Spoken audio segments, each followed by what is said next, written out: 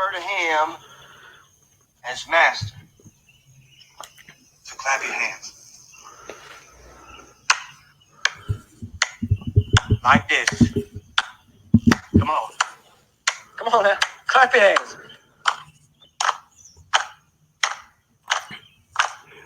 Nigga run, nigga flow, nigga tore his shirt in two.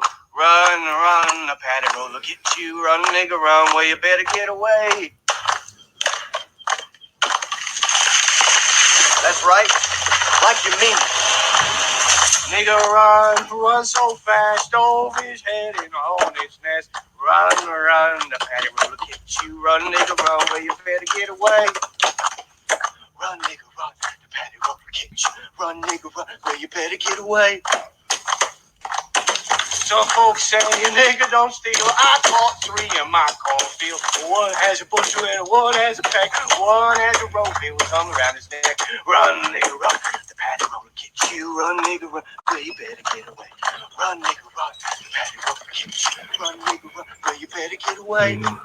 Hey, Mr. Paddy Roller, don't catch me. Catch that nigga behind that tree. Run, nigga, run. The paddy roller get you. Run, nigga, run. Well, you better get away.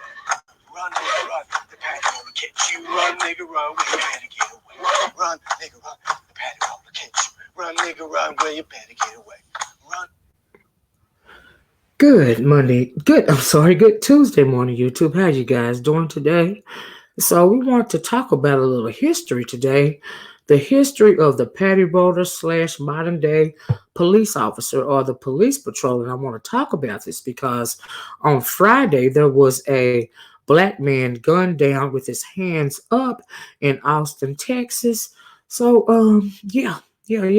But we know even though there is a coronavirus going on, a global pandemic going on, there is never a dull moment when it comes to the paddy rollers, and that's what we want to talk about today. Okay, so first I'm going to read you guys an article from the Austin Police Department, in which they are explaining their version of what happened in this police incident that happened this past Friday. And then I am going to play you a bit of I'm going to play you some audio of a video that was taken by a bystander.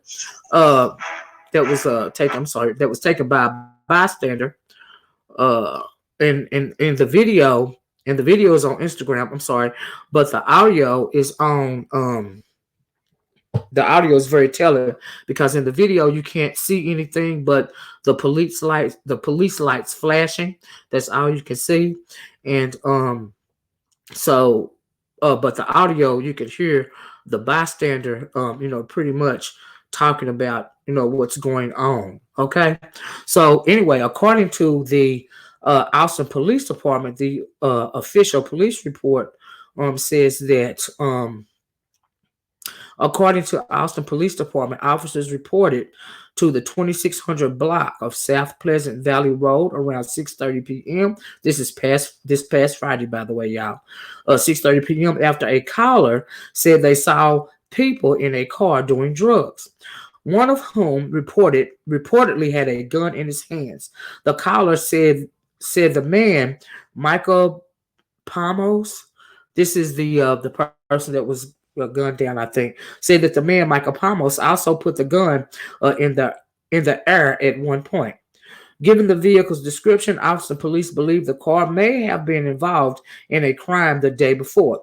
A group of officers responded and approached the car together. When they arrived, the department said officers asked the man to step out of the car, and initially he got out, but did not comply with the officers' commands. Officers say a woman was inside the car with the suspect. Austin Police Department Police Chief Brian Manley said in a briefing Friday night that after the suspect allegedly refused to comply with the officers' commands, a non-literal unquote shot was a non-lethal shot was fired at the suspect. Quote, he is yelling back at the officers various things, and the officers are telling him not to get back in the car and to keep his hands in the air and telling him to step away from the vehicle. At one point, they decided to deploy the less lethal gunshot because again they were not getting to the they were not getting the compliance that they were asking for. Quote said Manley. Manley says that after this, the suspect got back into the vehicle and drove out of the parking space. At which time the lethal gunshot was fired. Quote, when the officer fired the less lethal shots, the suspect got back in the car close to the door and begins to pull out of the parking space, turning right, and he's pulling out. At that point, the officer fired the lethal firearm, fired his rifle, and the vehicle then drives down a short distance and appears to have crashed into a parked vehicle at the time.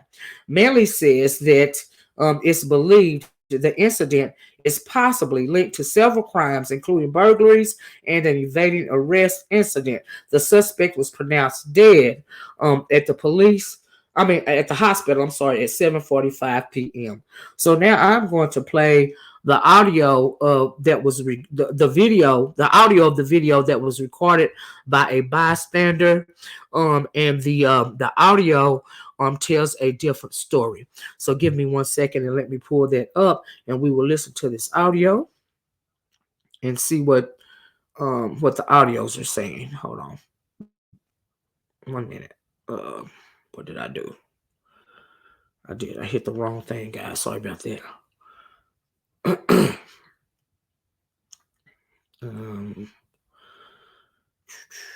Hold on, let me hear. Okay, here's the audio of the video that I'm talking about. Okay.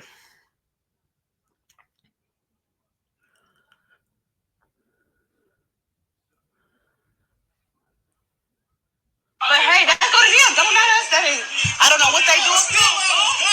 Yeah, it is right. It is what all them guns for. But at the same time, he said he packing.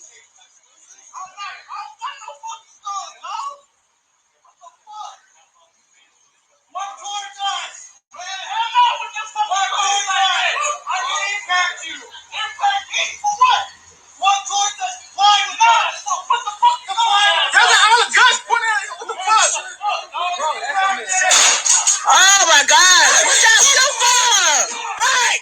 Why y'all shoot for? They gotta shoot them. That's wrong. That's wrong. Guys point out what the fuck y'all doing. That's wrong. Wrong. What y'all doing? Oh my gosh! Why y'all shooting? Why y'all shooting it? So you don't make it worse if you say he ain't with us. Don't make it worse for your house. I'm not making it worse. Mookie, stop. Don't make it worse. We're not making it. He ain't with us, but they steady shooting at a man. Why are they murdering this man? Right, record it. If they shooting at him, they don't talk about you. That shit is crazy. Y'all shooting. Stop shooting. Y'all wrong. But they is wrong. Nah, no, I don't want. He shot at him. I don't want him shooting at us. Yeah, that's right. Come on. He got his gun pointing this way. Y'all chill, bro. That's wrong. That's wrong. That is wrong. That's wrong. Hey, we good. Come on, y'all. Don't let him put shots over here. Just back up. That's wrong. That's wrong. That's wrong. That's wrong. That's wrong. Hey, move. Hey, move. Move. Cause they said she ran over here. Move, babe. Whether she here. That way she won't run. Y'all won't get shot, man. But they still don't have no right to shoot nobody. Babe, they shooting. Come on, what Mookie? Report that shit. Come on, Mookie. They still should be shooting people. They still should be shooting people, though. That shit crazy. That's crazy. They still should be shooting by people. Whether she in them bushes or not, they shooting people. I know. That shit crazy. We don't know. They just shooting people. We came out here and they just shooting people. They shot in the car. We don't know. They just shooting people. We asked them, what's the point for the gun? These people that live around here. Why are y'all shooting?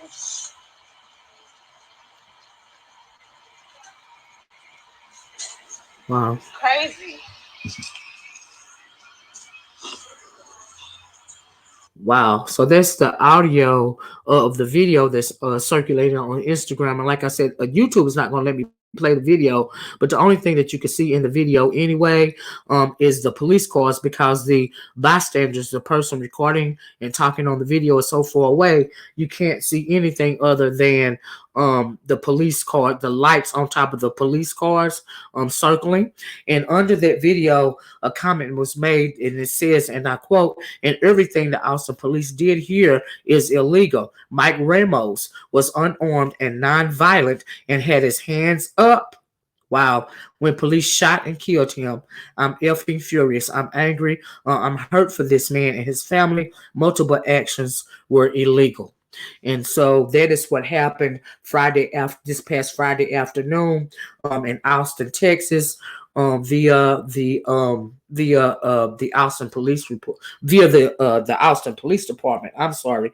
And you heard, I read you what the official police statement was, and then I played the audio of what was being seen and said on the scene by bystanders. And may he rest in peace. I hope that this is going to be investigated further. You know, there's a lot of Corona information going on right now because Corona has captivated the media. There are a lot of things that are going on around us that are not being talked about or highly publicized or discussed. I found this video, however, on the Willie D Live channel. Shout out to Willie D Live for bringing this to light. Do you see what I'm saying? And I hope this is going to be investigated by some independent, investigators, and but we've seen this. Do you see what I'm saying? And over again, this is nothing new. A lot of us, unfortunately, melanated people, unfortunately, in my opinion,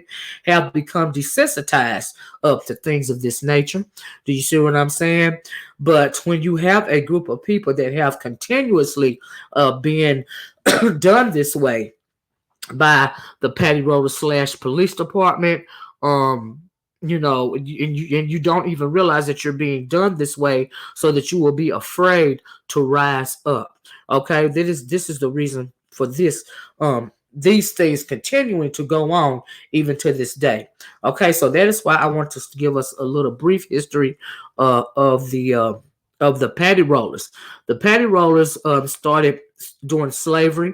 The Pat Rollers, they were called Pat Rollers or Paddyrollers because the Paddyrollers were a group of Irish, / Caucasian men. It was a militia, a former militia group, and they were formed to catch runaway slaves. And also they were, after slavery during Jim Crow, they were also, formed and legitimized, and that is why they became, the Fraternal Order of Police. Do you see what I'm saying? But they were initially a militia group formed to catch runaway slaves. Okay, and so they call them Pat Rollers or Paddyrollers because they were a group of Caucasian Irish, men. That performed many of these tasks, okay? And before that, they were the overseers of our ancestors, the slaves, all right? So what I'm going to do now is play you a little, I found a little audio. It's like what do you call it? Like robotic audio, but it is a brief history of the slave patrols. And I'm going to play a little bit of that, and then after that, I'm going to share a video with you guys. Okay, so just hold on. Let me find this, and we'll play the audio for this, and we'll go directly to our video. Slave patrols called patrollers, Paddyrollers. Paddyrollers or Paddyrollers by the slaves were organized groups of white men who monitored and enforced discipline upon black slaves in the antebellum U.S. southern states. The slave patrol's function was to police slaves, especially runaways and defiant slaves. They also formed river patrols to prevent escape by boat. Slave patrols were first established in South Carolina in 1704, and the idea spread throughout the colonies.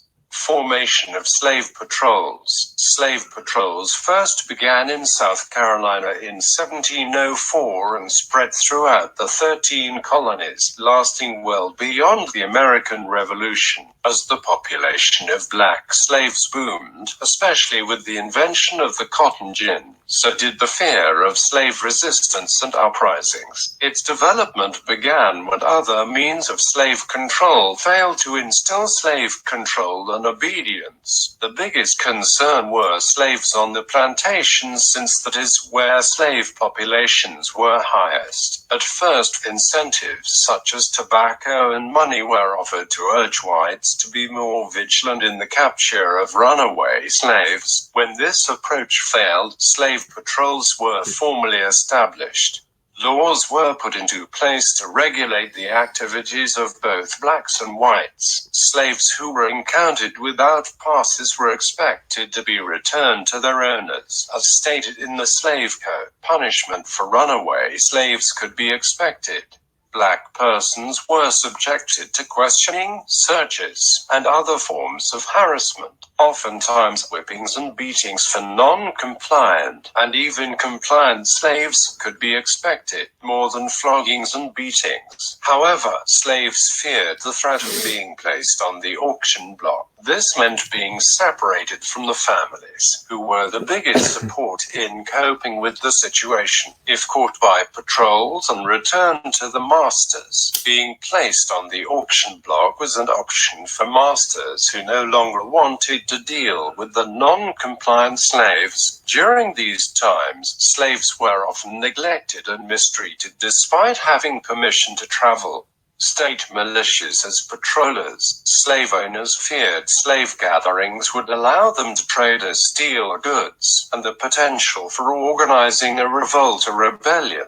South Carolina and Virginia selected patrols from state militias. State militia groups were also organized from among the cadets of the Southern Military Academies, of the Citadel and the Virginia Military Institute, which were originally founded to provide a military command structure and discipline within the slave patrols and to detect, encounter, and crush any organized slave meetings that might lead to revolt or rebellion.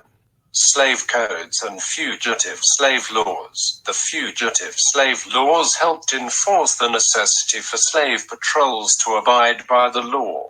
Although these laws were initially created to keep tensions low between the North and the South, it caused the physical formation of slave patrols. During the Civil War, the theory of contraband prevented the return of Southern slaves who reached Union-held territory. This helped limit the role of slave patrols, catches, and changed the war. Another form of help for slaves was the Underground Railroad, which aided slaves in their escape to northern states. The use and physical formation of slave patrols came to its end in 1865 when the Civil War ended. This end, however, is linked to post-Civil War groups such as the Ku Klux Klan, which continued to terrorize and threaten the black community. In South Carolina, colonists began to write laws that constricted slaves long before slave patrols were alive and well. Laws implemented set in motion curfews for slaves, strengthening the militia, preventing slaves from bartering goods, and establishing the Charleston Town Watch.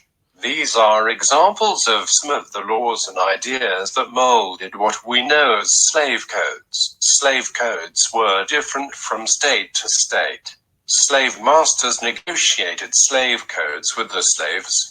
Patrollers' duties. Slave patrollers had their own characteristics, duties, and benefits, up from slave owners and overseers. Patrollers were often equipped with guns and whips and would exert brutal and racially motivated control. At times, blacks developed many methods of challenging slave patrolling, occasionally fighting back violently. The American Civil War developed more opportunities for resistance against slave patrols and made it easier for enslaved people to escape. Slave patrol duties started as breaking up slave meetings. These slave meetings occurred on holidays in which they would plan revolts and uprisings. Eventually, slave patrols expanded to be year-round, not just on holidays. Slowly, new duties and rights of patrollers became permitted, including apprehending runaways, monitoring the rigid past requirements for blacks traversing the countryside,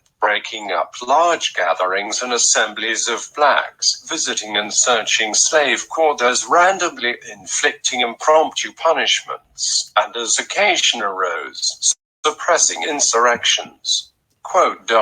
Slave patrols consisted mostly of white citizens. Most people in slave patrols came from working and middle-class conditions. In some southern states, the militia and army served as slave patrols. In other southern states, slave patrols came about from colonial or state government legislation. Slave patrols typically rode on horseback in groups of 4 or 5, sometimes even in family groups. They often worked sun up to sundown and varied the times and locations of patrol to lower the chances of slaves escaping. They used no special equipment.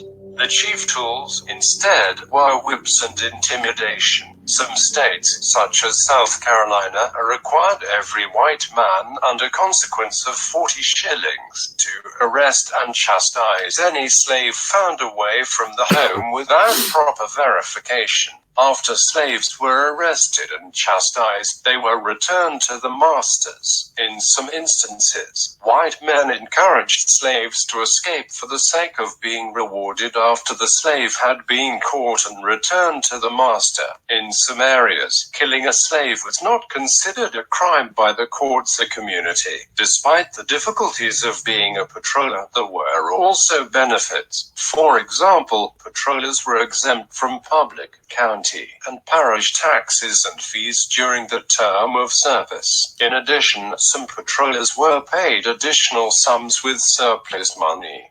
Also, regardless of the power patrollers held, they had limitations. For example, although whippings and beatings were permitted, a deterrent also existed. This was the fact that, if whipped or beaten too severely, the slave was then of no use to the masters as laborers the next day. As a consequence, overly brutal patrollers could expect revenge from slave owners. Diminishing use of slave patrols. American Civil War. The Civil War lasted for 4 years and took place almost completely in southern slave states and directly threatened the very existence of slavery and, in turn, slave patrols. The first year after the Civil War began, slave patrols increased. Whites were expecting slave revolts, which inspired whites to appoint more patrols as fast as they could. As the war dragged on, more and more white men were being called upon to serve in the Confederate Army. White men who would have served in slave patrols had they remained in their communities went to serve in the Confederate Army. Some young men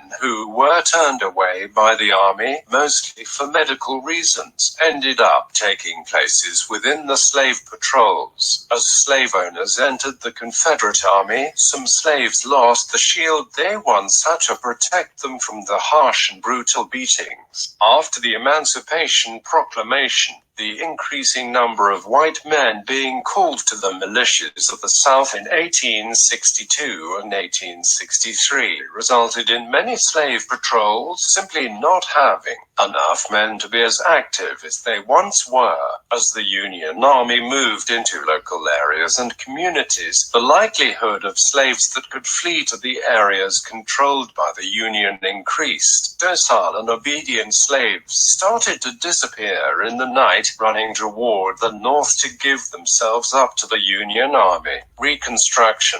With the war lost, Southern whites' fears of African Americans increased in 1865. Even though slavery and patrols were legally ended, the patrol system still survived. Almost immediately in the aftermath of the war, informal patrols sprang into action.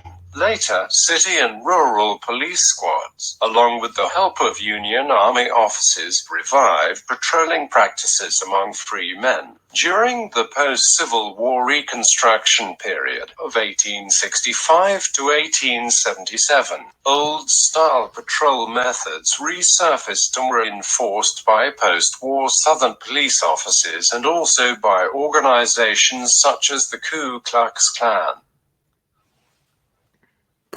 Okay, and hence we move to today. We have our Paddyrollers, the ex militia that was formed to track down runaway slaves. They talked about through the Reconstruction era, the same thing was going on. During Jim Crow, the Paddyrollers they joined together, and what is now known as, and today this organization, is known as the Fraternal Order of Police. These Paddyrollers are still patrolling our predominantly black communities. They are known today as the police patrols. When you see them patrolling your neighborhood, your predominantly black neighborhoods, in groups of 2 or more, they are simply old day Paddyrollers, but they now call themselves, like I said, police patrols, the Fraternal Order of Police, the police department. And even to this day, many police departments are still being infiltrated by not only ex-military men, but also Ku Klux Klan members and other white supremacist organizations. You know what I mean? And the same things that they were doing then are the same things that they are doing now.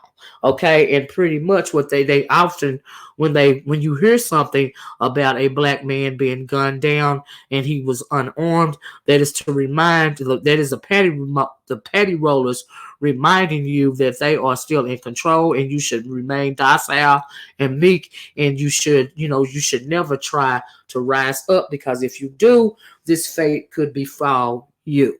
Okay, and so now I want to share my screen in closing, and we're going to look at a little quick video, if my computer will allow me to show you guys this video. I found this video is on a channel called Shrewd Thoughts. Shout out to the Shrewd Thought channel. The sister has a lot of very good information as it pertains to our melanated people. I love this video, and we're going to play this video. Okay, I hope you guys enjoy this live stream. I hope that you will like, share, and subscribe to this channel if you have not so far. Let me share my screen, and we will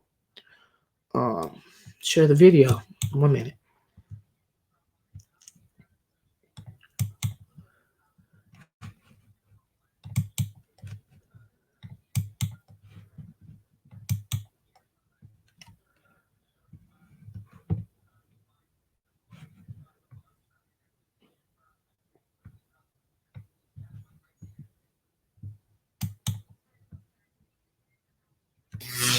The black-colored or Negroes of America have been through a roller coaster of hate and violence from the very beginning of colonization of the New World since 1492.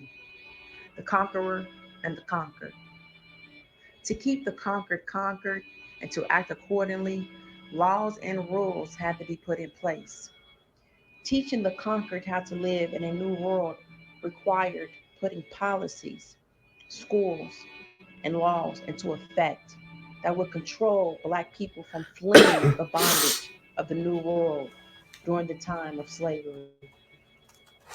These laws, including the Jim Crow laws, would effectively police Black people from advancing in this new jail that we know as the United States Corporation of America. It is recorded, often photographed, by the same media we watch today. Mobs of white men, women, and even children surrounding some of the thousands of Black people that were hanged from trees and bridges and even burned to death.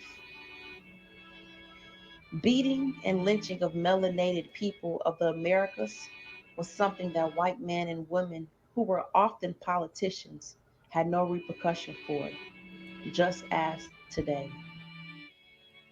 Inhumane actions taken against defenseless melanated people whose only fault was to have been born melanated, or as we were renamed, black. Moreover, the Fraternal Police Order is the oldest and biggest gang in America and an organization founded by corruption, haughtiness, ignorance, arrogance, and racism.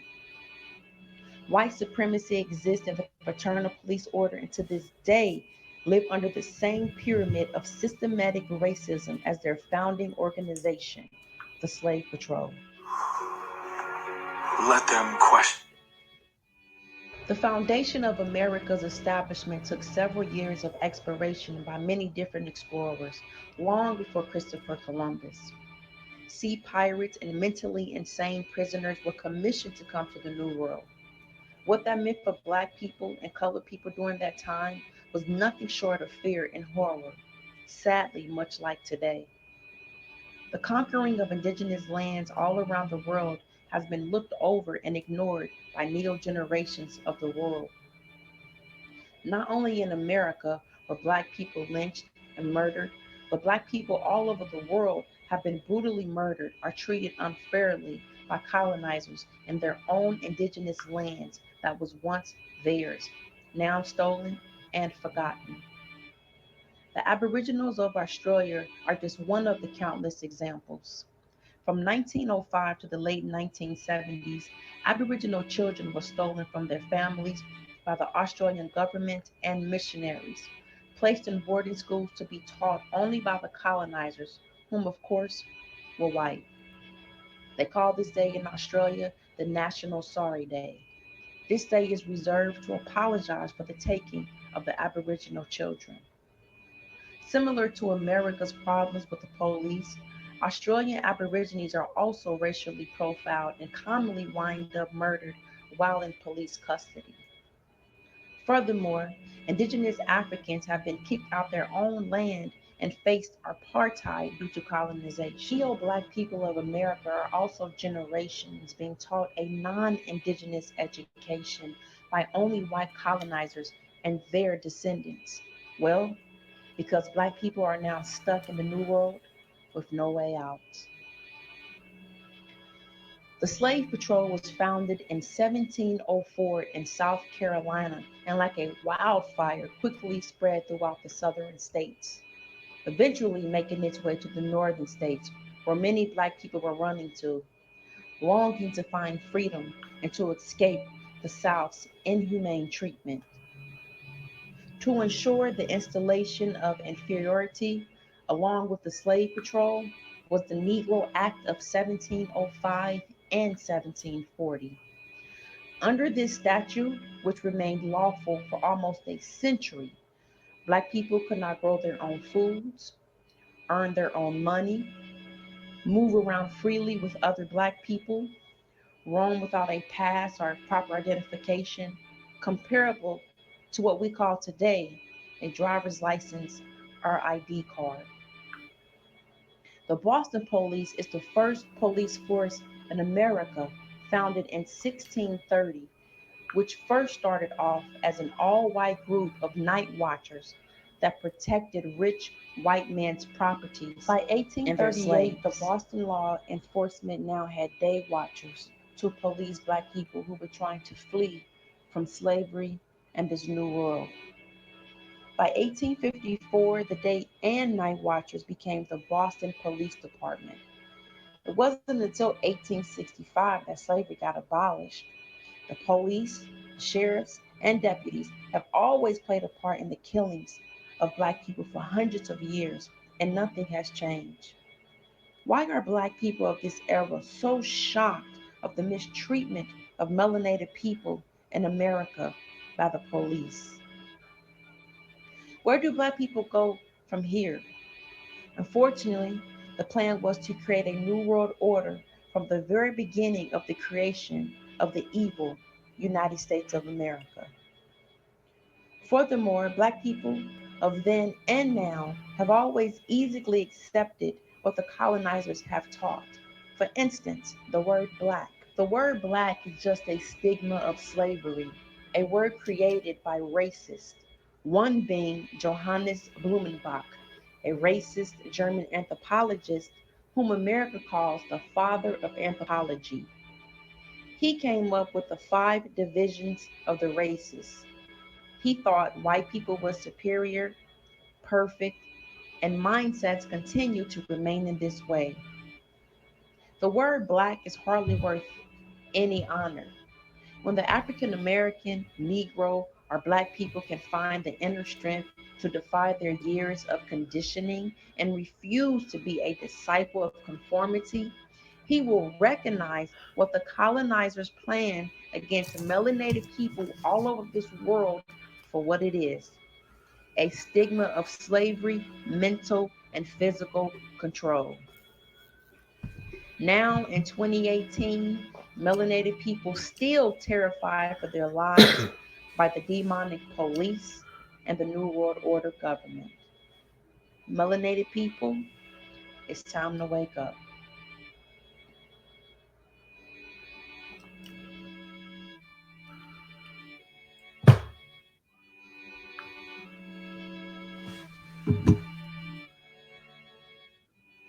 Oh,